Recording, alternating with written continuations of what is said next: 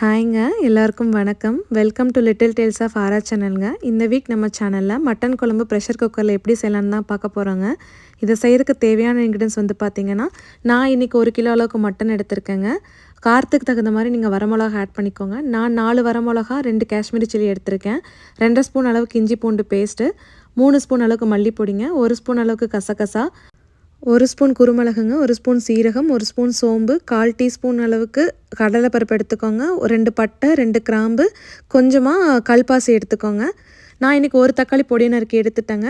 இந்த குழம்புல நீங்கள் எவ்வளோக்கு எவ்வளோ சின்ன வெங்காயம் ஆட் பண்ணுறீங்களோ அதுக்கு தகுந்த மாதிரி டேஸ்ட்டுமே ரொம்ப நல்லா இருக்குங்க. நான் இன்றைக்கி ஒரு 30லேருந்து 35 சின்ன வெங்காயம் உரித்து எடுத்துட்டேங்க. அதில் 2ஆக பாதியாக பிரித்து வச்சுட்டேன். ஒன்று வந்து மட்டனை ஃபஸ்ட்டு வேக வைக்கும் போது அதுக்கு தாளித்து விடுறதுக்காகவும், இன்னொரு ஹாஃப் வந்துட்டு பேஸ்ட் பண்ணுறதுக்காகவும் எடுத்து வச்சுருக்கேங்க. இப்போ ஒரு ப்ரெஷர் குக்கரில் தேவையான அளவுக்கு ஆயில் ஆட் பண்ணிக்கோங்க. நான் இன்றைக்கி 1 கிலோ மட்டனுக்கு 150 ml ஆயில் ஆட் பண்ணியிருக்கேங்க.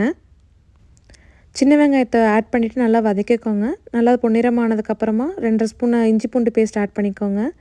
அது நல்லா வதங்கினதுக்கப்புறமா வெட்டி வச்ச தக்காளி ஆட் பண்ணிக்கோங்க. இதில் கொஞ்சமாக மஞ்சப்பொடி ஆட் பண்ணிக்கோங்க.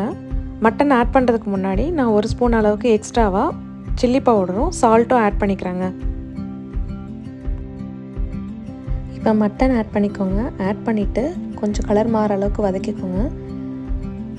அதுக்கப்புறமா மட்டன் வேகிற அளவுக்கு தேவையான அளவுக்கு மட்டும் தண்ணி ஊற்றிட்டு லிட்டை க்ளோஸ் பண்ணி விசில் போட்டுருங்க. இது ஒரு 4 விசில் வர வரைக்கும் விட்டு எடுத்துனா போதும். இப்போ குழம்புக்கு தேவையான மசாலா ரெடி பண்ணணுங்க. அதுக்கு சைடில் ஒரு பேனில் 2 to 3 tablespoons of oil add பண்ணிவிட்டு ஸ்பைசஸ் எல்லாம் 1 by 1 ஆட் பண்ணிக்கலாங்க. இது நல்லா வதங்கினதுக்கப்புறமா சின்ன வெங்காயத்தை ஆட் பண்ணிக்கலாங்க. சின்ன வெங்காயம் இப்போ கொஞ்சம் நல்லா வதங்கட்டுங்க. நம்ம மட்டன் வேக வச்சிருந்தது 4 விசில் அடித்து இப்போ ரெடி ஆகிடுச்சுங்க. ஸ்டவ் ஆஃப் பண்ணிடலாம். இது கூட சின்ன வெங்காயம் வதங்கினதுக்கப்புறமா வரமிளகா ஆட் பண்ணிக்கோங்க. அதுக்கப்புறம் மல்லிப்பொடி ஆட் பண்ணிக்கோங்க. இது கூட 2 ஸ்பூன் தேங்காய் ஆட் பண்ணிவிட்டுங்க.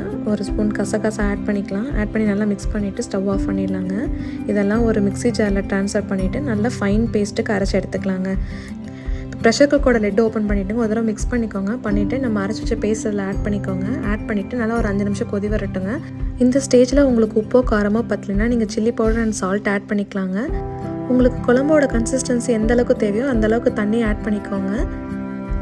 ஆட் பண்ணி நல்லா மிக்ஸ் பண்ணிக்கோங்க. இதுக்கப்புறம் கொஞ்சம் கருவேப்பிலை தூவி லிட்டை க்ளோஸ் பண்ணி மறுபடியும் ஒரு 4லேருந்து 5 விசில் விட்டு எடுத்துக்கோங்க. ப்ரெஷர் ரிலீஸ் ஆனதுக்கப்புறமா லிட் ஓப்பன் பண்ணிங்க. உங்களுக்கு தேவையான கொத்தமல்லி தழை தூவி நல்லா மிக்ஸ் பண்ணிக்கோங்க. அவ்வளோதாங்க, நம்மளோட மட்டன் குழம்பு ரெடி ஆகிடுச்சு. நீங்களும் வீட்டில் ட்ரை பண்ணி பார்த்துட்டு எப்படி இருக்குன்னு கமெண்ட் பாக்ஸில் சொல்லுங்கள். இந்த வீடியோ பிடிச்சிருந்தா லைக் பண்ணிவிட்டு என்னோடய சேனலுக்கும் சப்ஸ்கிரைப் பண்ணிவிடுங்க.